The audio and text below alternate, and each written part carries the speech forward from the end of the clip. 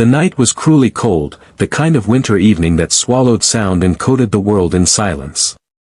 Snowflakes drifted steadily from a slate-gray sky, catching what little light the moon offered and scattering it across the ground in fleeting sparks of white.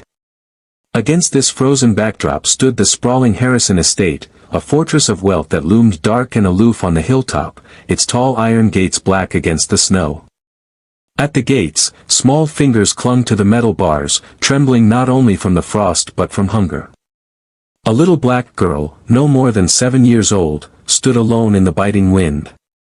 Her coat was threadbare, little more than a rag barely stitched together, and her sneakers had holes in the toes that allowed the snow to seep inside. Each puff of her breath came out as a white cloud, dissolving quickly in the night air. But her eyes, wide, steady, and burning with a strange determination, did not waver. She tipped her chin up toward the mansion, her lips quivering from both cold and courage. "Sir," her voice cracked, thin against the heavy silence. "If you give me food, I can heal you. I can make you walk again." Her words drifted through the icy night like an impossible spell, hanging between the child and the towering walls of wealth before her.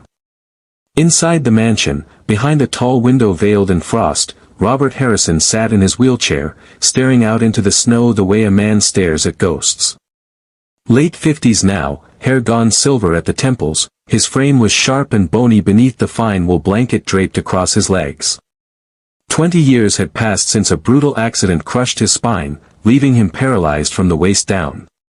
For those 20 years, Robert had lived not as a man but as a monument of loss, wealth without joy, life without love, power without meaning.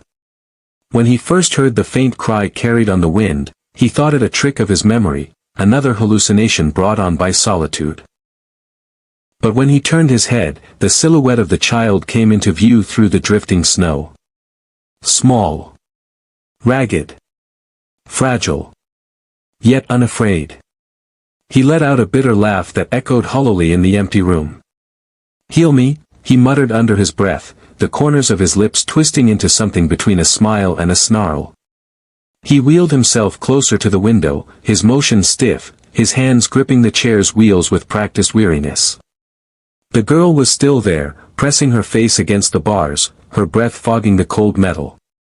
She had the look of someone who hadn't eaten a proper meal in days, and yet the words she had chosen were not "please feed me" or "I'm starving." They were impossible words. Dangerous words. Words that teased the deepest, most forbidden part of his soul, hope. Robert clenched his jaw. Hope was a lie. Doctors had given him false hope. Friends had offered hollow encouragement. Even God himself had ignored 20 years of prayers. He would not be mocked again, not by surgeons, not by saints, and certainly not by a starving child at his gate. And yet, her eyes. Those wide, unwavering eyes. They were not pleading, not fearful, not cunning. They were certain. She believed what she was saying. Every syllable. For the first time in years, Robert felt a stirring, something he didn't know if he should call anger or intrigue. The girl had trespassed into the frozen wasteland of his heart with a single whisper, as if daring him to feel again. He pressed his palm against the frosted glass, leaning closer, studying her. "What kind of madness?" he murmured. The wind howled across the estate, rattling the iron gates, carrying flakes of snow into the girl's tangled hair. She shivered violently but did not back away. Instead, she lifted her hand and pressed it against the bars, as though reaching for him. "Sir," she said again, louder this time, her voice piercing the night. "Give me food, and I'll give you back your legs. That's the trade." The audacity of it made Robert chuckle, a sound low and bitter, more a cough than laughter. He wheeled back from the window, shaking his head at the absurdity. A child offering miracles in exchange for scraps. And yet, as he tried to dismiss her, something refused to let him turn away. For 20 years, the world had offered him pity.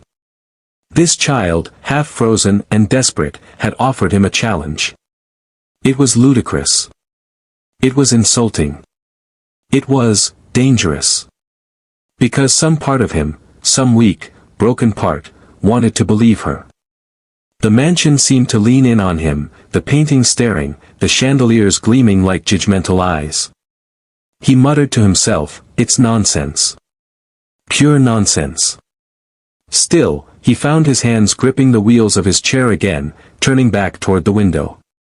The girl hadn't moved. She stood there as though she belonged in that snow, as though destiny itself had planted her there. Her small frame shivered, but her gaze stayed locked on the grand house. Not once did she look away. Robert's heart thudded once, heavily, like the first strike of a drum long silent. He inhaled sharply, surprised at the sound. The night was still. The world seemed to hold its breath. The child's words echoed in his mind, refusing to be silenced. "If you give me food, I can heal you. I can make you walk again." He whispered them under his breath, tasting the absurdity, savoring the impossible promise. And though he laughed once more, a short, bitter bark of disbelief, the laugh did not erase the spark that flickered quietly in the darkness of his chest. For the first time in 20 years, Robert Harrison felt the faint, dangerous pull of something he thought he had buried forever. Hope. The impossible promise now hung in the frozen air, not as a plea, not as a joke, but as a dare. A dare to fate itself. Inside the Harrison mansion, silence reigned. The kind of silence that didn't soothe, but accused. Every ticking of the grandfather clock in the hall echoed like judgment against the man sitting in his wheelchair by the frost-streaked window. Robert Harrison had once been the embodiment of success. In his younger years, he built a financial empire from the ground up, commanding boardrooms with the sharp authority of a man who believed the world belonged to him. Newspapers called him the Golden Titan. Television specials marveled at his rags-to-riches story. And at his side stood Diana, his elegant, radiant wife, gracing society pages with her smile and effortless charm. That was before the accident. It had been an ordinary evening, 20 years ago. A business trip delayed, a stormy highway, a drunk driver swerving lanes. The crash tore through his life like a merciless blade. Doctors spoke in low tones around his hospital bed. Spinal cord. Permanent. Irreversible. Words that cut deeper than steel. The weeks that followed felt like drowning.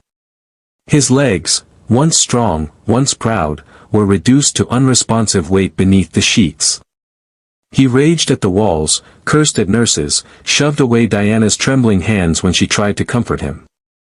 He felt robbed, humiliated, betrayed by fate. In the first year, his so-called friends came often. They brought flowers, cigars, laughter forced through clenched teeth. But as months stretched into years, visits dwindled. Calls stopped. Invitations disappeared. To them, Robert was no longer a man of power, just a cautionary tale in a wheelchair. And Diana? She tried. For 5 long years she tried.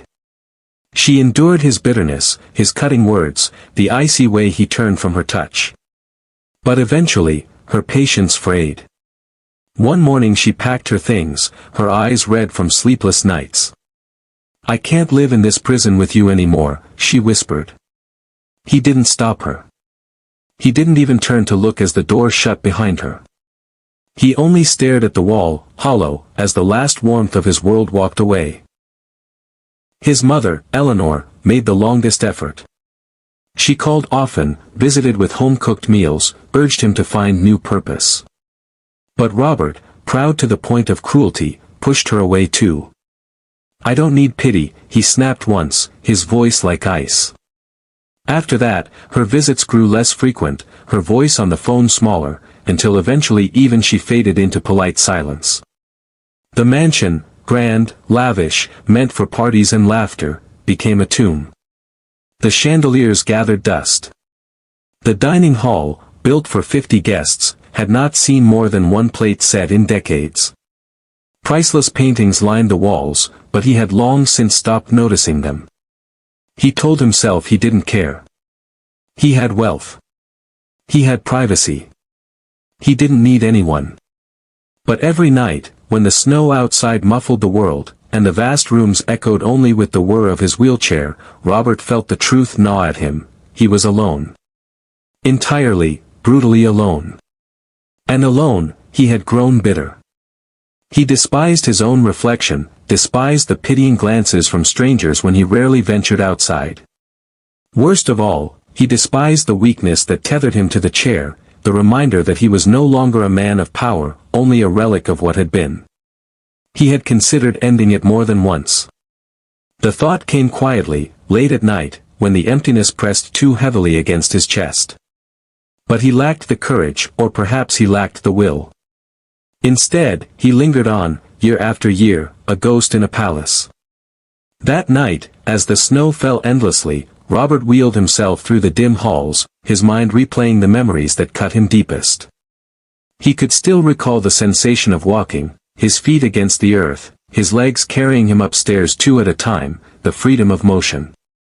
Now, those memories felt like taunts. He paused in the great hall, staring at a portrait of himself from decades ago, tall, proud, unbroken. The man in the painting felt like a stranger. Robert laughed under his breath, bitter and dry.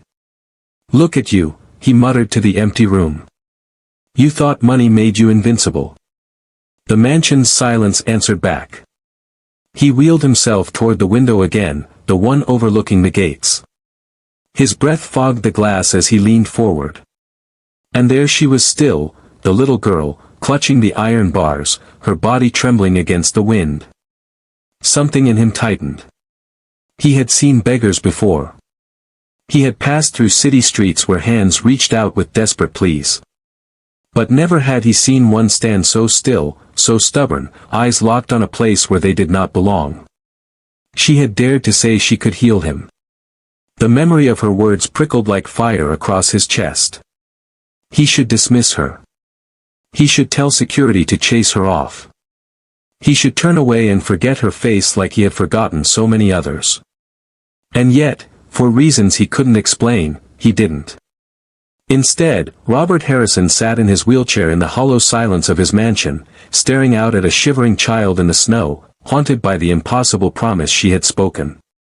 The mansion groaned softly as the wind battered its walls. The world seemed to lean in, waiting. For the first time in decades, Robert's solitude had been pierced. And he didn't know whether to feel anger, pity, or the faintest spark of something far more dangerous. Hope. The knock was so soft at first that Robert thought he imagined it. A faint tapping carried through the icy silence, so gentle it might have been the wind rattling a shutter. He froze in his wheelchair, listening. There it was again. 3 small knocks, deliberate but hesitant. Robert glanced at the clock on the wall. Past midnight. No one ever came to his door at this hour. His only staff, the gardener and the maid, had gone home hours ago. Visitors? He hadn't had a real visitor in years. The knock came a third time. This time it lingered, as if small knuckles pressed against the wood in stubborn insistence. His heart gave a quick, startled thud. He should ignore it. That was what he told himself. Nothing good came from opening doors after midnight. And yet the mansion felt suddenly suffocating, as though the silence had become heavier, urging him to move. With a reluctant sigh, Robert turned his wheelchair and began rolling down the long corridor. The wheels whispered against the marble floor, echoing too loudly in the empty house. Each room he passed was like a hollow cave, dark and forgotten, filled with relics of a life that had slipped away from him. By the time he reached the side entrance, his pulse had picked up. The tapping had stopped, but the cold seemed to seep through the cracks of the door, brushing his skin like an omen. He unlatched the lock and opened it slowly. And there she was. The same little black girl he'd seen through the window, standing small and fragile against the storm. Snow clung to her hair, which was matted in wild curls dusted white. Her coat was so thin it looked ready to tear with one wrong tug. She was shaking, her lips nearly blue. Yet her eyes shone wide and steady, brighter than the porch light above them. "Please, mister," she whispered, her voice trembling but clear. "I'm so hungry. Do you have any leftovers?" Robert's breath caught in his chest. For a long moment, he couldn't move, couldn't speak. He was used to people avoiding his gaze, looking past him or away from his chair. But this girl, she was staring directly at him. Not at the expensive home behind him. Not at the wheelchair beneath him. At him.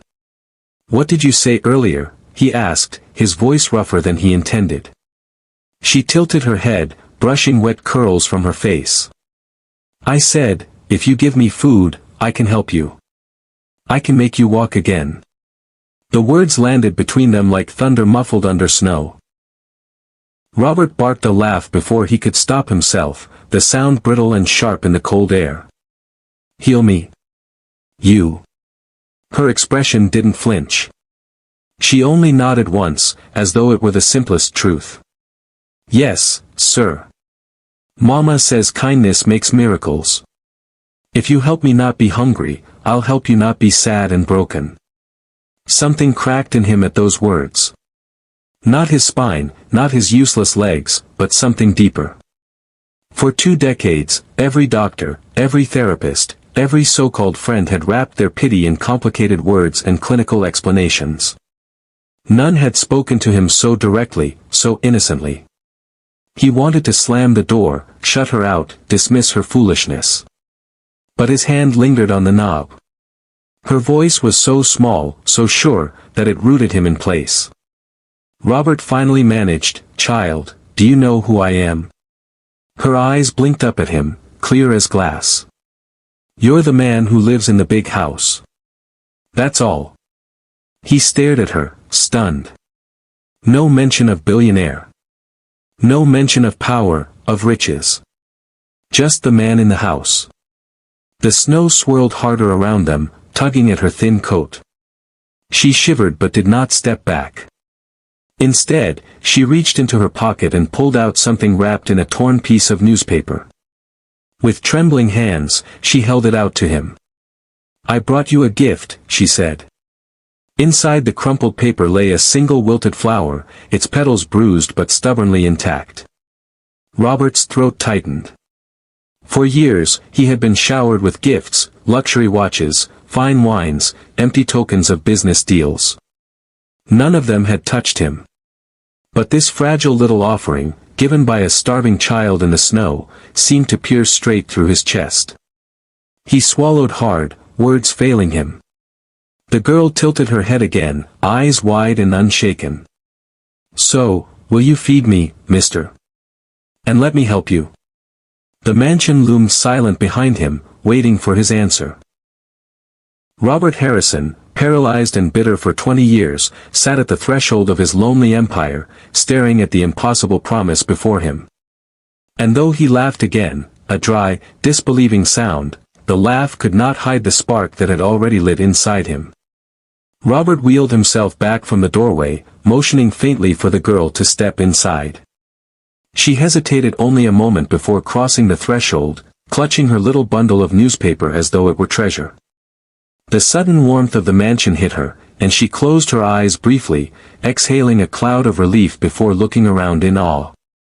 The entry hall was vast, lit by a single chandelier that cast long shadows across marble floors and grand staircases. To her, it must have looked like a castle. To Robert, it had long since become a tomb. "Don't drip snow on the floor," he muttered gruffly, not because he cared, but because he didn't know what else to say. The girl nodded quickly, her sneakers squelching faintly as she followed him. Her eyes darted from gilded mirrors to oil paintings of stern men in suits, to velvet drapes that pooled on the ground. For all the splendor, she didn't look intimidated. She looked curious. Robert led her to the kitchen, the only room in the house that still felt remotely alive. The counters gleamed, but they were empty. He rarely ate much beyond simple reheated meals his maid left for him. Still, the large stainless steel fridge stood waiting. He opened it, staring inside for a moment longer than necessary. Shelves of untouched food lined the interior. Fruits, cheeses, leftovers from dinners he'd never finished. You said you're hungry. His voice was flat, but his hands were already moving. He pulled out a plate of roast chicken, bread, and fruit, sliding them onto the counter. Here. The girl's eyes widened, but before she could pounce on it, Robert raised a hand. Sit. She slid into a chair at the long kitchen island, her legs swinging above the floor. He warmed the food, plated it, and set it before her. She whispered a thank you, clasped her small hands, and bowed her head. Robert watched as she whispered something under her breath, a prayer, short and hurried. Then she picked up the fork and began to eat with quiet ferocity, as though each bite was both survival and blessing. For a long time, Robert just watched. Something about the sight stirred an old memory, his daughter, long gone, sitting at a table like this once upon a time. Except, he had no daughter. He had wanted children, yes. Diana had not. That wound still lingered. What's your name? He asked, his tone more brusque than intended. She paused, swallowing hard. Amara. Amara, he repeated, the syllables unfamiliar on his tongue. Where's your mother? Her fork slowed. At home. With my little brother. She couldn't come. She said I should try. Try what? Trading miracles for food? His voice carried a hint of dry sarcasm. Amara looked up at him, her expression serious, almost solemn. Mama says love is the biggest miracle. If people give it, they get it back. I thought, maybe if I gave you something, you could feel better too. Robert blinked at her. And you think giving me a dead flower will fix 20 years of... He cut himself off, his voice sharper than he meant. But Amara didn't flinch. She only shrugged, returning her gaze to the plate. Sometimes little things make big changes. The words landed heavier than they should have. Robert stared at her, unsettled. The meal ended in silence. When she finished, she wiped her mouth with the back of her hand and smiled faintly. Thank you, Mr. Robert, he corrected before he could stop himself. My name is Robert. Thank you, Mr. Robert. He sat back, gripping the wheels of his chair tightly. He should have sent her away now. That was the sensible thing. But instead, he found himself asking, where do you live? Down by the old train yard, she answered simply. We rent a little room there. It's leaky, but it's ours. Robert winced inwardly. He had passed that area once in his chauffeured car. It was a place of broken roofs and broken lives. The thought of this fragile child braving the cold nights there gnawed at him. You shouldn't be out in weather like this, he muttered. I had to, she said softly, folding her hands in her lap. Mama's sick. My brother cries a lot. I thought, maybe God would open a door if I knocked on one. Her eyes flicked up at him meaningfully. Robert stared at her, his throat tightening. He hated how easily her words pierced him. He had built a fortress of marble and steel around himself, and yet this 7-year-old spoke straight through it. God stopped opening doors for me a long time ago, he muttered. Amara tilted her head. Maybe he was just waiting for you to open one yourself. The silence that followed was thick, almost unbearable. Robert turned his chair abruptly, wheeling away toward the sitting room. Come on. You'll sleep by the fire tonight. I'll have someone take you home in the morning. She followed without protest, clutching the wilted flower in her small hands. That night, as the fire crackled low, Robert found himself restless. Amara had curled up on the couch, fast asleep, her breathing soft and steady. For years, his nights had been filled with the drone of television or the emptiness of silence. Tonight, the presence of that small child altered everything. He stared at her for a long time, wondering why on earth he had let her in. Wondering why, when she had promised the impossible, he hadn't thrown her out with laughter. Instead, her words circled in his mind, over and over, refusing to let go. If you give me food, I can heal you. I can make you walk again. And for the first time in 2 decades, Robert Harrison wondered, what if? Morning light crept into the mansion through tall windows draped in velvet. Robert stirred in his chair, stiff from dozing by the fireplace. For the first time in years, he hadn't fallen asleep to the drone of late-night news or the hum of silence. Instead, the soft rhythm of a child's breathing had filled the room. Amara still lay curled on the couch, her tiny frame wrapped in a blanket too large for her. The wilted flower she had carried rested on the side table, its tired petals drooping toward the firelight. Robert studied her face for a long time. In the gentle rise and fall of her chest, in the way she clutched the blanket as though she'd never known such warmth, he felt something unfamiliar settle in his chest. It wasn't pity. It wasn't annoyance. It was something softer, more dangerous. He shook it off. When the doorbell rang later that morning, the spell broke. Sophia, his longtime housekeeper, arrived punctually at 9, her arms full of groceries. She stepped into the hall, muttering about the weather, before freezing at the sight of Amara padding into the kitchen, rubbing sleep from her eyes. Sophia's sharp gaze darted from the child to Robert. "Who is this?" she demanded, her accent thick with suspicion. "A guest," Robert said curtly. Sophia's brows knit. "A guest? She's a child. From where? Why is she here?" Amara shifted nervously under the woman's stare. Robert felt a sudden protective urge flare up in him. She was cold. Hungry. I let her in. Sophia set the bags down hard on the counter. "Mr. Harrison, this is dangerous. You don't know her. You don't know what she wants." "I know she wanted food," Robert snapped. "And I gave it to her." Sophia pressed her lips together, but her eyes lingered on Amara with open distrust. That afternoon, as Robert wheeled Amara toward the gates, a pair of neighbors slowed their walk to gape openly. Mrs. Caldwell, a sharp-tongued widow with too much time and too little kindness, whispered loudly to her companion. "Look at that. A little street girl at Harrison's place. What's he up to now?" Her friend gave a knowing smirk. "Scandalous, if you ask me. He's always been odd, living alone up there. Now this? A child? What will people think?" Robert's hands tightened on the rims of his chair. He wanted to shout, to tell them to mind their business. But the words caught in his throat.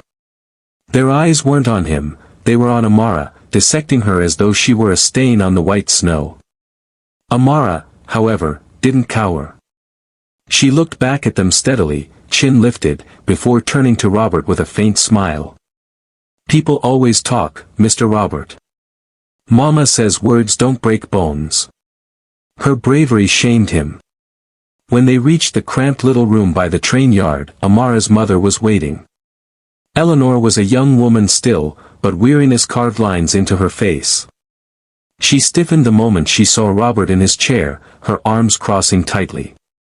"Where have you been?" she demanded, pulling Amara behind her. "Mama, don't be mad." Amara pleaded. "He gave me food. He's kind." Eleanor's eyes hardened on Robert. "Kind? He's a rich man in a big house. Rich men aren't kind. They take, they use. What do you want with my daughter?"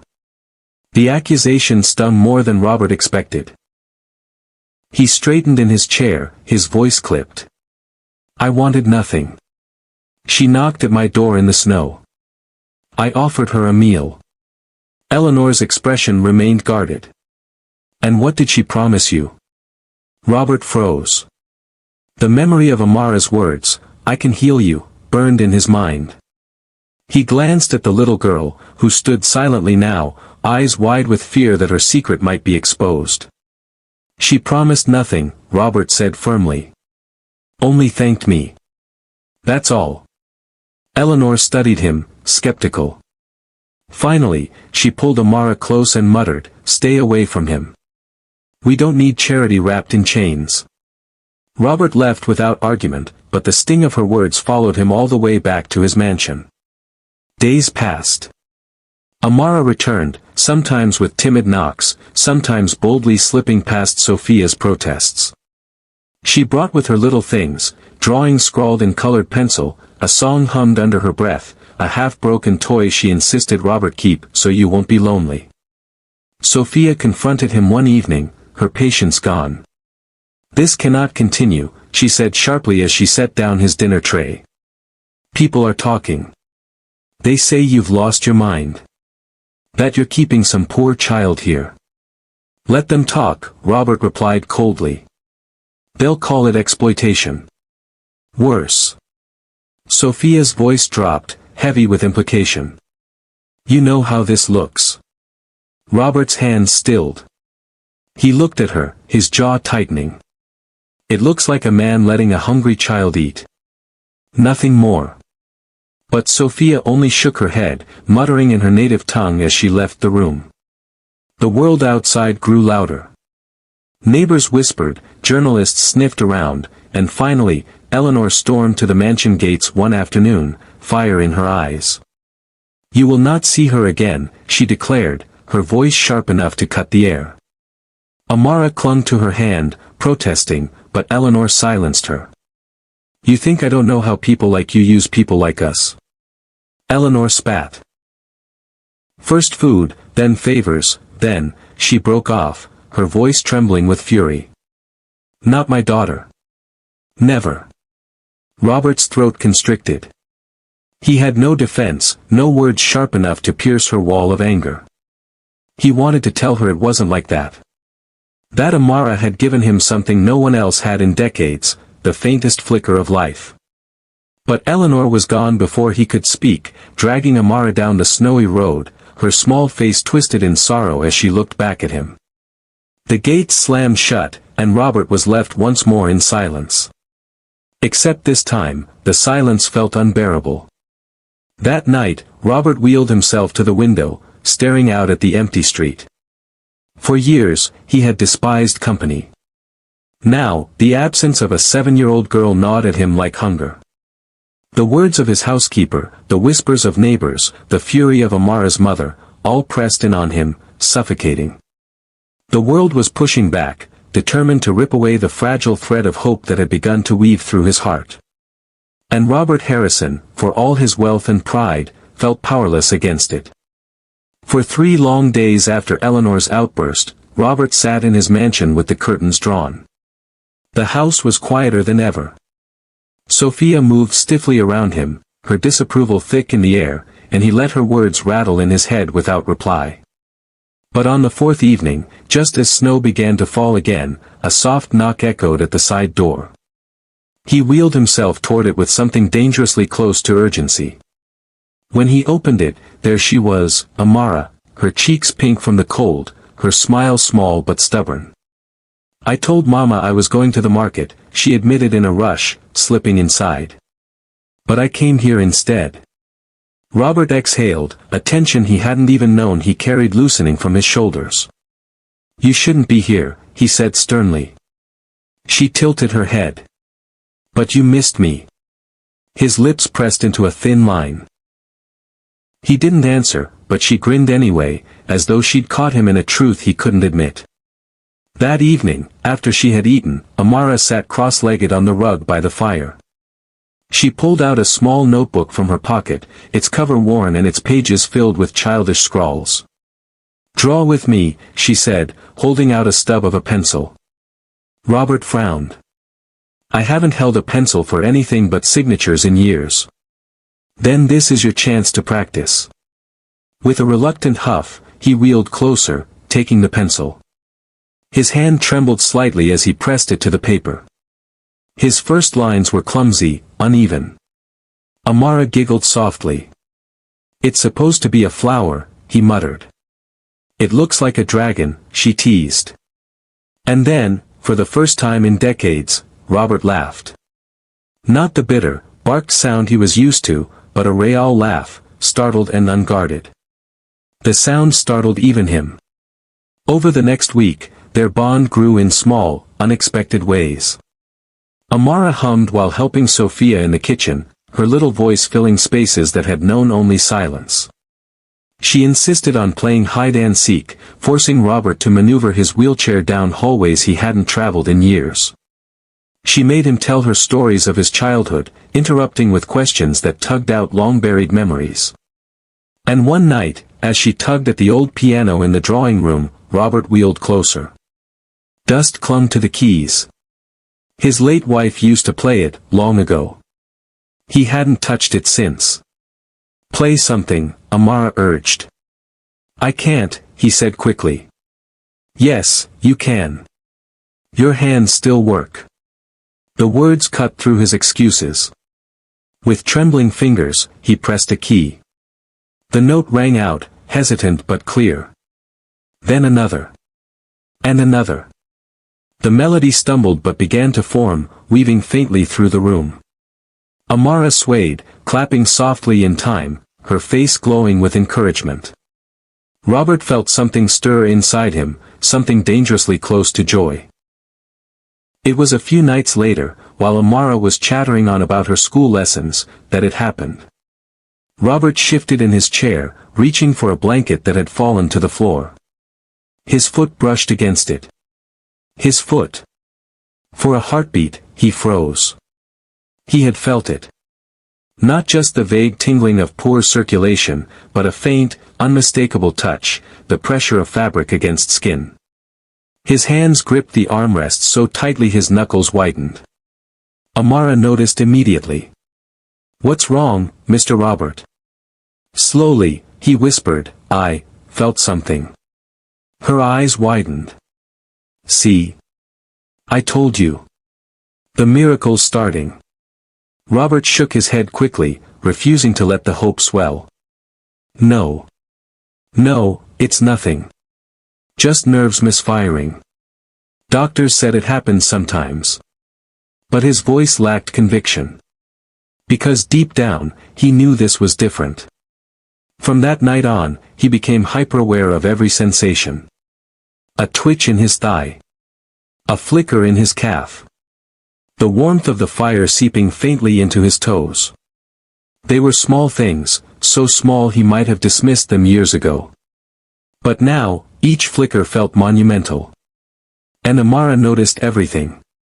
Each time his brow furrowed, she would smile knowingly. Each time he admitted a sensation, her eyes lit up as though she had known all along.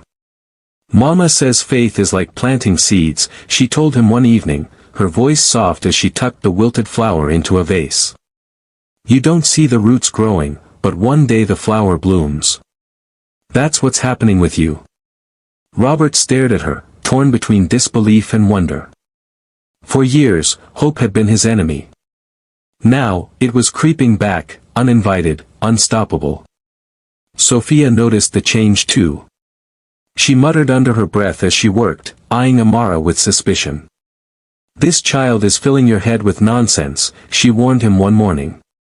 Robert only replied, "Maybe nonsense is better than silence." But even as he said it, he knew the world outside would not let this go unchallenged. Neighbors still whispered. Eleanor still seethed. And somewhere in the shadows, the tension was building. For now, though, Robert let himself cling to the small wins, the laughter, the music, the twitch of a leg that had been dead for 20 years. For the first time in decades, the mansion no longer felt like a tomb. It felt alive. The rumors spread faster than the winter wind. What began as whispers among the neighbors soon grew into mutterings in the local paper, then full-blown headlines. Billionaire recluse harboring strange child in mansion. Is Robert Harrison being scammed by a poor family? Mystery girl claims she can heal paralyzed mogul. Robert read the words in silence, his jaw tight, the paper trembling slightly in his hands.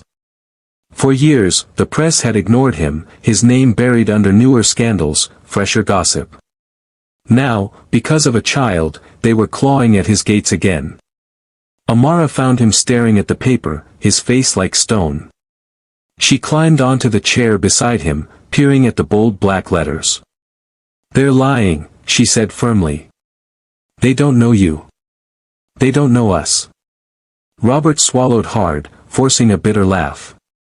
The world doesn't care about truth, child. They care about a story. And right now, you and I are their circus. But her small hand rested on his arm, steady and certain. Then let's not give them the ending they want. The outside pressure grew heavier by the day. Eleanor stormed back to the mansion, her fury unrestrained. You will not poison my daughter's mind with false hope, she shouted at Robert, her voice echoing through the marble hall. You've already ruined enough lives with your money and pride. You will not ruin hers. Robert tried to reason with her, tried to explain the flickers of sensation in his legs, the laughter Amara had brought back into his life. But Eleanor only grew angrier. You're a desperate old man clinging to lies, she spat. And you're dragging my child into your madness. Amara sobbed, tugging at her mother's arm. Mama, please. He's not lying. It's real, I can feel it. Eleanor's face twisted, torn between fear and love.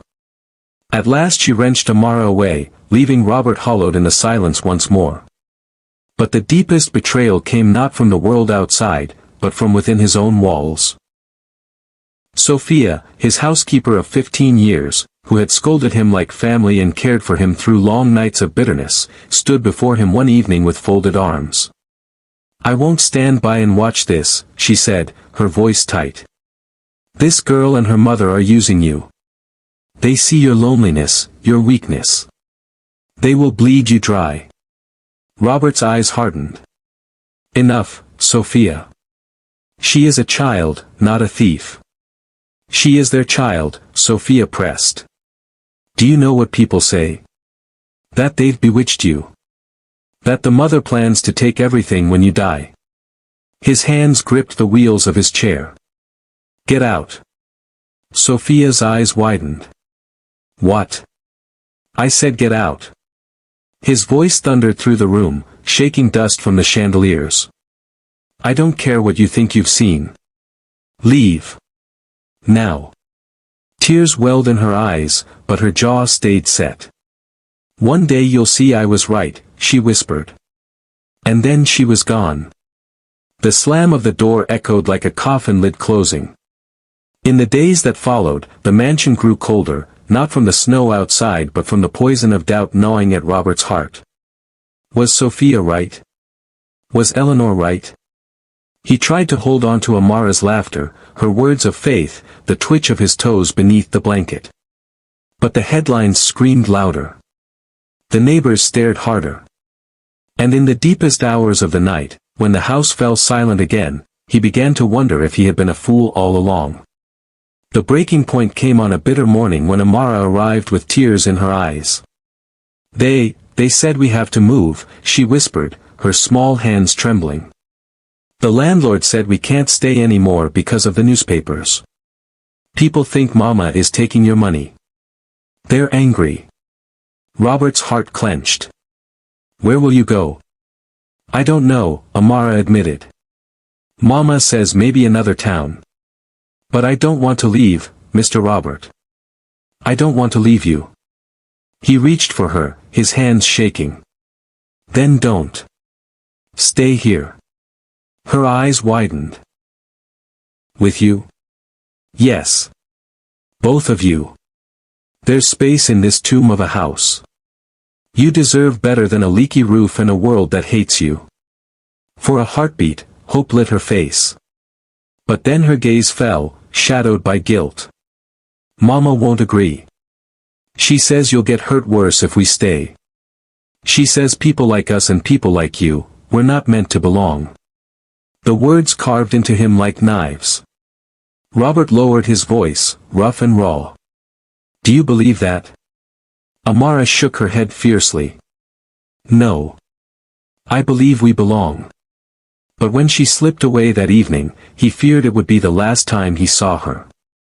That night, as the fire guttered low, Robert sat in his chair staring into the flames. The house felt colder than ever, emptier than it had been even before Amara came. Because now he knew what warmth felt like again, what laughter sounded like, what hope tasted like. And losing it was worse than never having known it at all. He whispered into the silence, his voice breaking. God, if this is a joke, it's a cruel one. The flames flickered, shadows dancing across the walls. But no answer came. For the first time in 20 years, Robert Harrison wept. Not for his legs, not for his loneliness, but for the little girl who had dared to believe in miracles when he no longer could, and who was being ripped away because of him. The mansion groaned in the wind. The world outside sneered.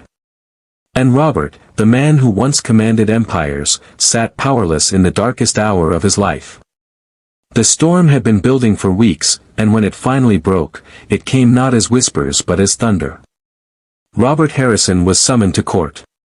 The charges were vague but heavy: exploitation, manipulation, suspicion of financial misconduct. Beneath the legal language lurked the real accusation, that a wealthy, broken man had entangled himself with a poor black child and her mother in a way the world would never forgive. The courthouse steps swarmed with reporters, their cameras flashing like lightning.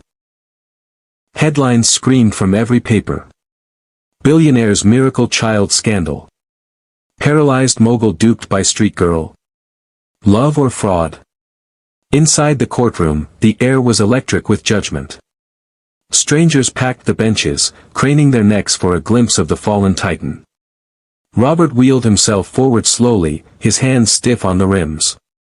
The weight of 1,000 eyes pressed against him. Beside him, Amara sat small and trembling, her hand clasped tightly in her mother's.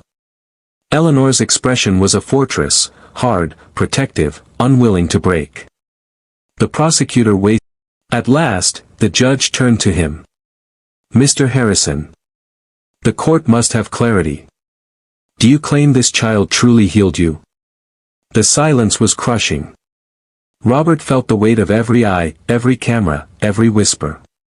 His hands trembled on the arms of his chair. And then, something stirred. A tingling, sharp and undeniable, coursed down his legs. His toes twitched beneath the blanket. His muscles clenched with forgotten strength. Robert's breath caught. Slowly, shakily, he pushed against the armrests. His arms strained, his body trembled, and then he rose. Gasps tore through the courtroom. Cameras flashed wildly. Eleanor clutched her chest, her mouth falling open. Amara let out a cry, her small hands clapping to her face as tears streamed down her cheeks. Robert stood on unsteady legs, his knees quivering like a newborn foal's. But he was standing. For the first time in 20 years, he was standing. He turned toward the stunned judge, his voice rough but firm. This child did what no doctor, no therapist, no prayer could do. She healed me, not just my legs, but my heart. She gave me back my life. The courtroom erupted, a storm of disbelief, awe, and thunderous noise. Reporters shouted. Spectators wept. Even the judge struggled to regain composure, his gavel pounding in vain. Robert's voice cut through the chaos. You call it fraud. I call it a miracle. You call it scandal. I call it salvation. And I will not let the poison of suspicion destroy what love has built. He turned to Amara, his eyes blazing with something between pride and gratitude. You told me you could heal me. And you did. Amara rushed forward, flinging her arms around his waist. He steadied himself with shaking hands, holding her close as the courtroom watched, spellbound. In that moment, no headline, no accusation, no whisper of doubt could drown out the truth blazing before their eyes. The impossible had become real. And the world could only look on in shock. The courtroom emptied slowly, but the echo of that moment, the impossible moment, lingered in every corner of the building, in every flashing headline spilling across the world. Paralyzed billionaire stands in court. Miracle or madness? Harrison walks again. Child healer or symbol of faith? Reporters camped outside the courthouse. News vans lined the street. Social media exploded with clips of Robert's trembling rise, Amara clinging to him, tears streaking her cheeks. The world argued, doubted, debated, but no one could look away. Inside the judge's chambers, away from the frenzy, Robert sat on a bench, his legs still weak but undeniably alive. His hands trembled as he gripped the wood beneath him. He looked down at his knees, at the feet that had been dead for 20 years, and then at Amara, who sat beside him swinging her legs as if nothing extraordinary had happened. "You see," she said with a small, knowing smile. "I told you." Robert swallowed, his throat tight. You did more than I thought possible." Amara leaned her head against his arm. "I didn't do it alone. You believed. That's what made it real." He wanted to argue, to insist that no belief could mend shattered nerves. But the warmth spreading through his legs, the steady pulse of life beneath his skin, silenced him. For the first time in 2 decades, Robert Harrison wept tears of joy. The days that followed blurred into a storm of cameras and questions. Doctors demanded examinations. Scientists spoke of anomalies. Skeptics shouted, "Hoax," while believers hailed a miracle. But amid the chaos, Robert shut his gates to the world. He chose, instead, to spend his time with Amara. At first, every step was a battle. His legs quivered, muscles screaming, balance failing. But Amara cheered with every wobbling stride. "You're walking, Mr. Robert. Even if it's just one step, you're walking." And each time he collapsed back into the chair, her laughter lifted him higher than any success he had known in his gilded past.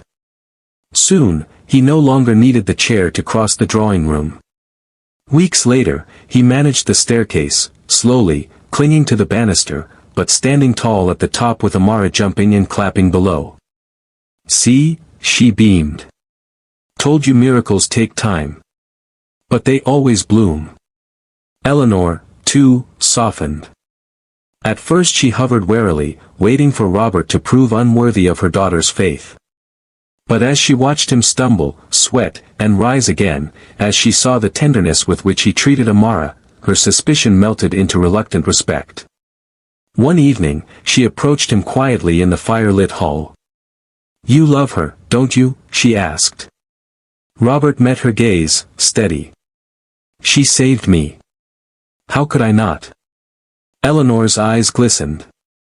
She nodded once, the hardness in her face giving way to something gentler. "Then maybe I judged you too quickly." It was not an apology, not fully. But it was a truce. And for Robert, it was enough. Sophia, his housekeeper, returned weeks later, her hands trembling as she stepped into the mansion she had abandoned. She froze at the sight of him standing, beside the piano, Amara perched happily on the bench. Her lips parted, a gasp escaping. "My God, it's true." Robert's expression softened. "It was always true, Sophia. You just couldn't see it." Tears streamed down her cheeks as she bowed her head.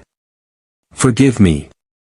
He said nothing, only embraced her, a man once too proud to accept weakness, now humbled by grace. The world outside still clamored for answers. But inside the Harrison mansion, miracles unfolded in quiet, steady rhythms. Laughter rang through halls once silent.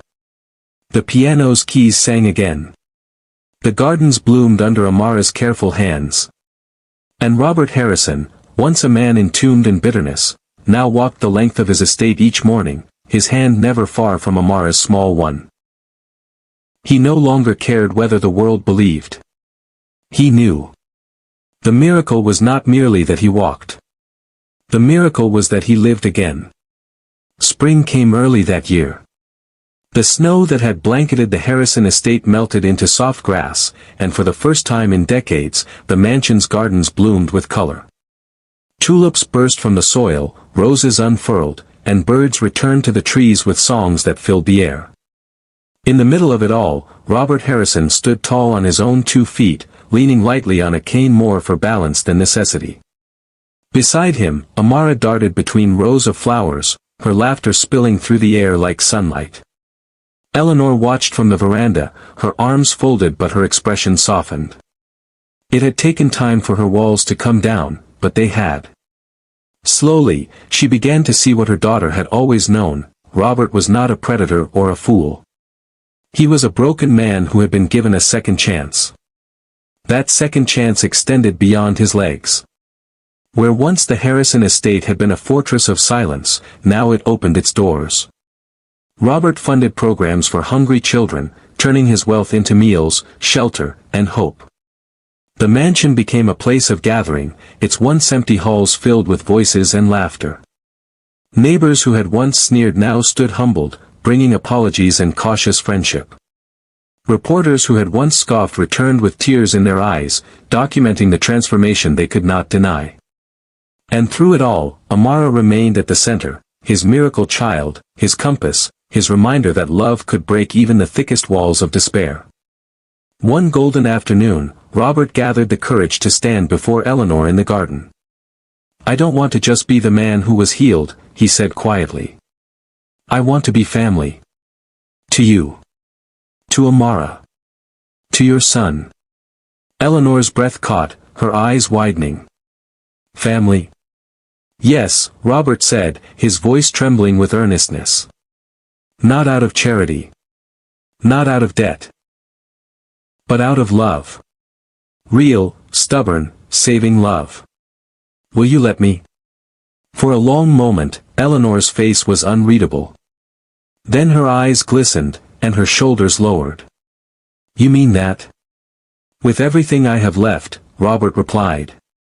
She nodded slowly, a tear slipping down her cheek. "Then maybe it's time I believe in miracles too." Their union was quiet, far from the grandeur Robert had once known. No lavish ballroom, no flashing cameras. Just family and a handful of friends in the garden, flowers swaying gently around them. Amara wore a dress of pale yellow, beaming as she scattered petals down the aisle.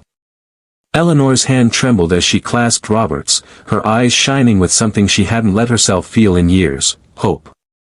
When the vows were spoken, when promises of forgiveness and new beginnings filled the air, Robert felt a peace he had never known in all his years of wealth and power.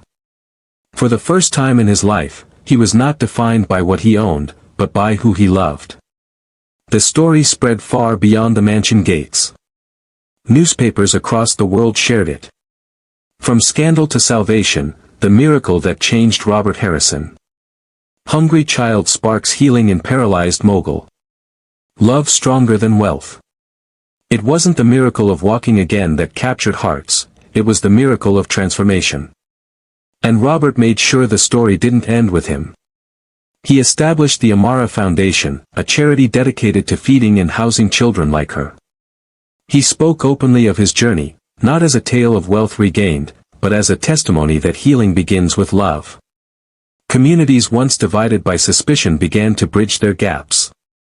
The mansion, once a tomb, became a beacon. One evening, as the sun dipped low and painted the sky in hues of gold and crimson, Robert sat on the veranda with Amara curled against his side. "Do you remember the night you first knocked on my door?" he asked softly. Amara giggled. "Of course. You looked so grumpy." He chuckled, shaking his head.